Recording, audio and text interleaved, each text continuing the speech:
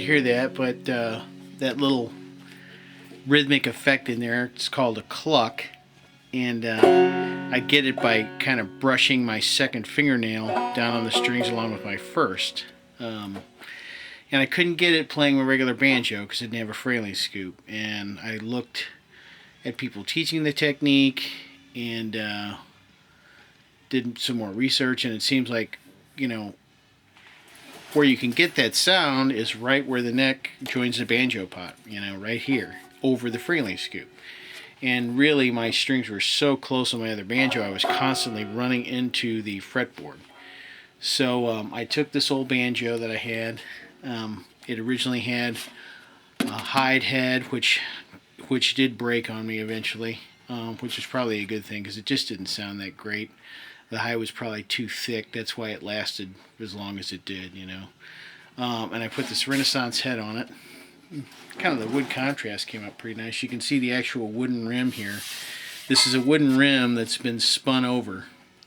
Okay, little velvet there to kind of give me a different muty sound. So I went ahead and put a scoop in the neck. I'm not sure I would recommend this. At least not the way I did it. I didn't have a proper bit. A good bit to do this with is called, I think it's a Forstner bit. It's like a planing bit that you put in a drill press, and you could pull the frets and come in and just plane this square. So this is just a square cutout here instead of this scoop. Although, you know, it didn't, aesthetically it didn't come out too bad. This neck I think is ash. And I used a piece of mahogany strip that I, you know, pretty hardy strip that I glued in there to help reinforce the cutout, as well as give it some grain to stain and match the patina of the neck and the back. And you can see here, this is still part of the neck here, this black piece right here. There's no overlay. This is all an integral neck, which means the frets are inlaid right into the neck. There's no fingerboard.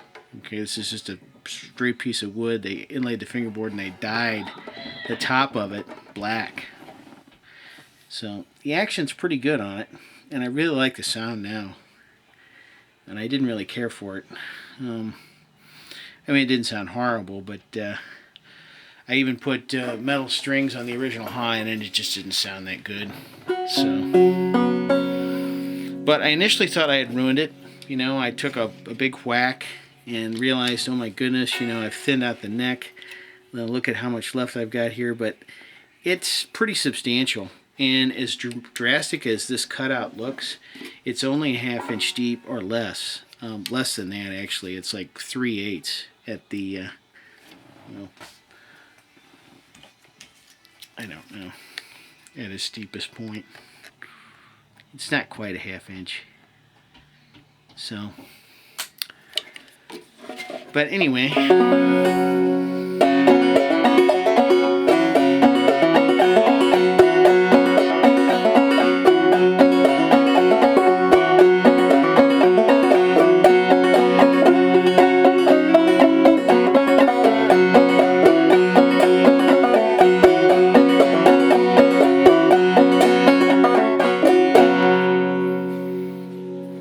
another thing, some people think that the frailing scoop is not a traditional part of the instrument. If you consult this book, which is an excellent book, but if you're not into instrument tech, you probably wouldn't appreciate it very much. This daguerreotype is from 1853, and it clearly shows this cutout here this guy has on his banjo. I mean, pre-Civil War or right around the Civil War, and you know, they've got cutouts on their banjos. Now, whether they were, this is a minstrel style banjo, whether it was just on minstrel style banjos because they were so big and their strings are so long, they were probably so floppy that they buzzed all over, maybe they just whacked the end of the fingerboard off to get a more functional instrument. We don't know. We don't know what the real purpose was, but they were there. So.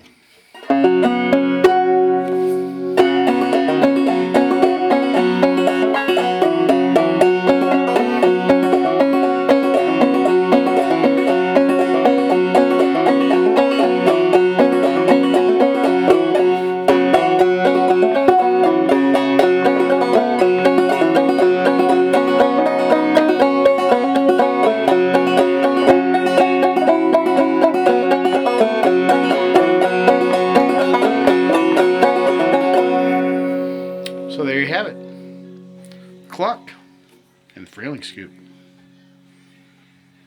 Thanks for watching.